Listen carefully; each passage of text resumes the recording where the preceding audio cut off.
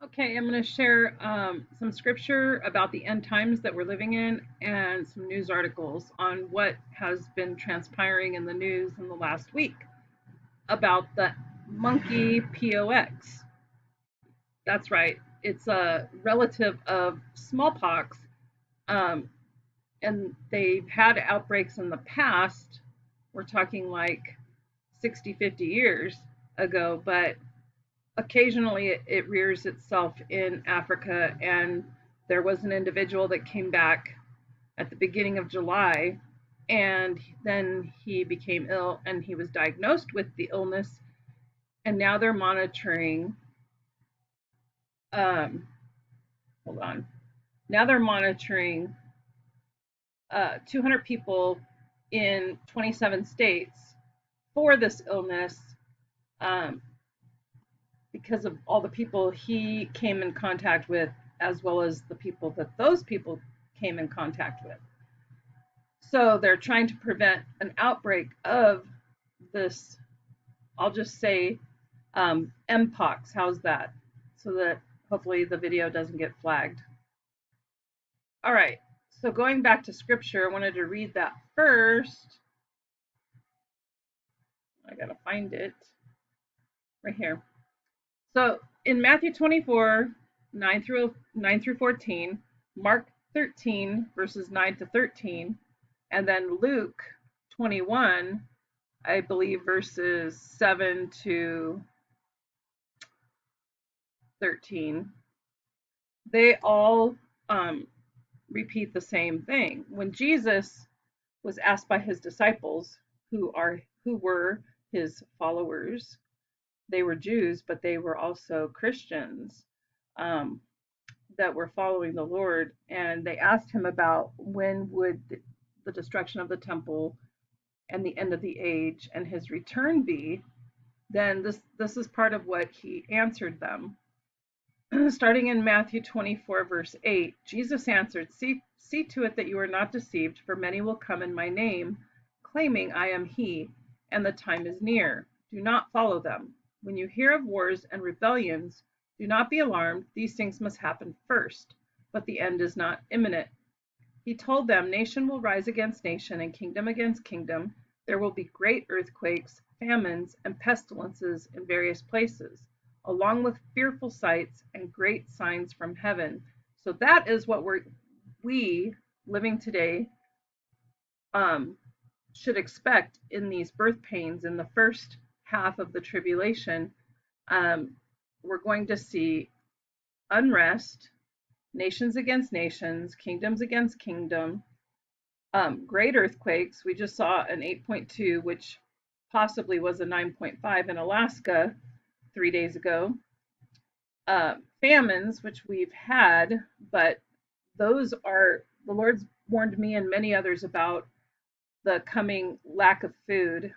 Um, and we've already seen major flooding in parts of Europe, in Germany, in China. We've also seen severe rodent plague in Australia, devastating their crops and their hay supply. I mean, just Google it, you'll see. I've made videos about it. And then here in the US, we've had drought. We've entered into another period of drought.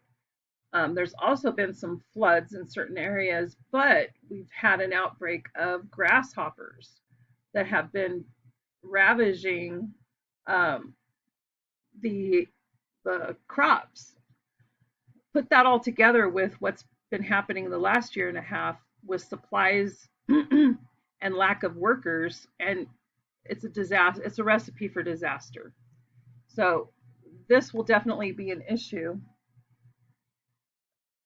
in the coming days. All right, and then we know that pestilence has already started to transpire, but the one I'm talking about on this video is another one we have to watch out for, along with different variants's, and just what's going to happen in the fall and winter when the flu season comes around. But there's going to be more, along with fearful sights, things that we will see, and great signs from heaven. But before all this, they will seize you and persecute you. On account of my name, they will deliver you to the synagogues and prisons, and they will bring you before kings and governors. This will be your opportunity to serve as witnesses, which did happen to the disciples and many Christians even today. So make up your mind not to worry beforehand how to defend yourselves, for I will give you speech and wisdom that none of your adversaries will be able to resist or contradict. So the Lord will be with us and give us the words to say, so that we can witness to the lost and dying world. You will be betrayed even by parents and brothers and relatives and friends, and some of you will be put to death. And you will be hated by everyone because of my name, yet not even a hair of your head will perish. By your patience and patient endurance, you will gain your souls. So we are called to endure to the end. So going on to this new, remember, I'm going to say MPox. I'm just going to spell it out. Okay. So this was published on the 27th. And if you've watched or read any news in the last week or two, that's about when it started coming out in not mainstream news, but you can Google it.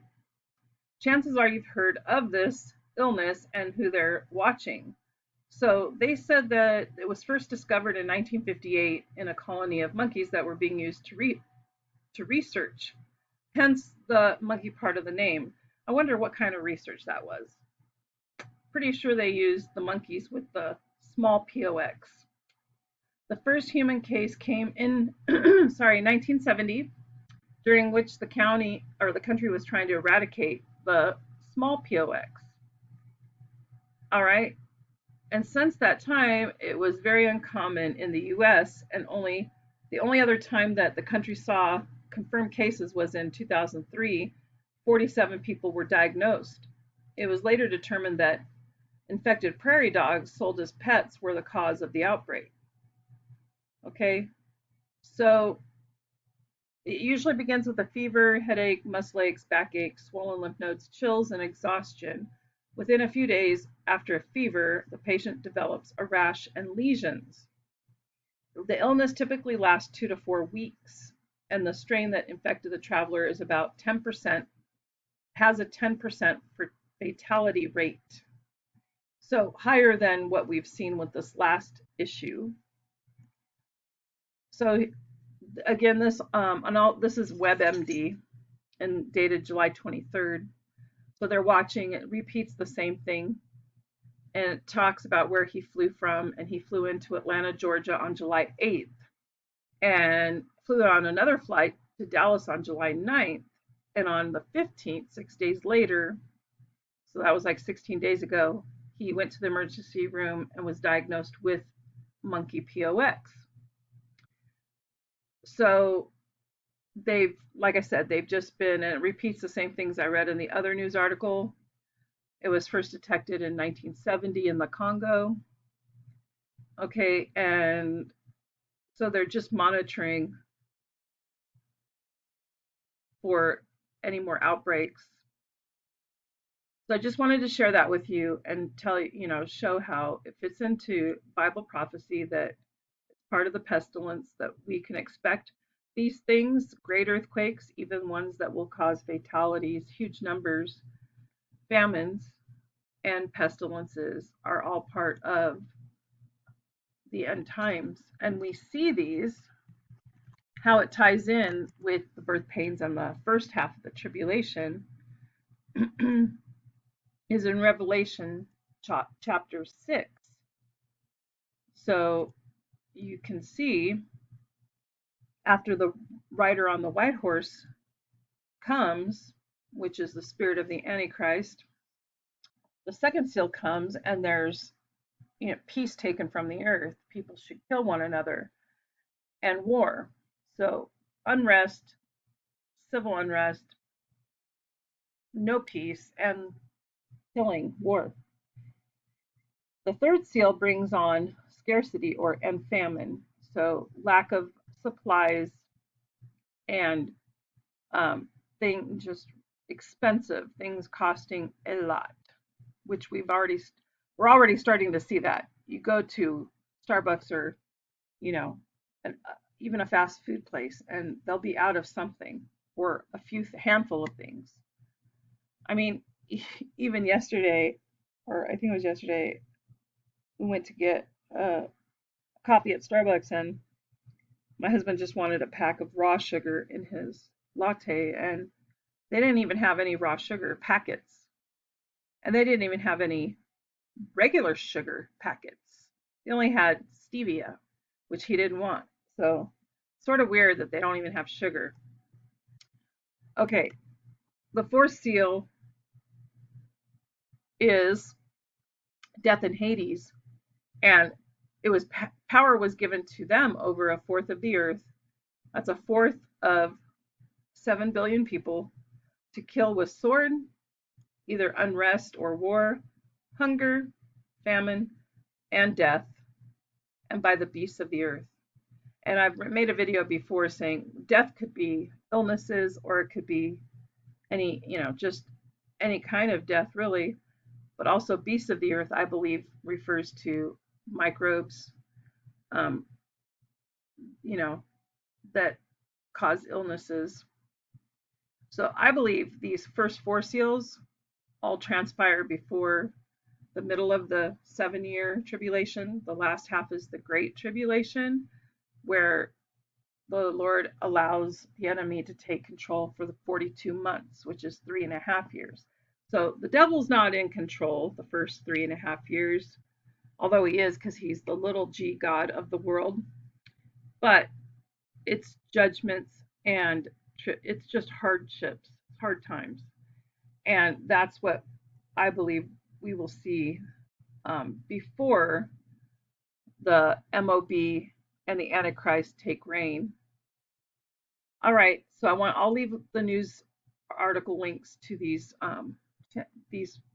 two articles, and just keep praying. God bless.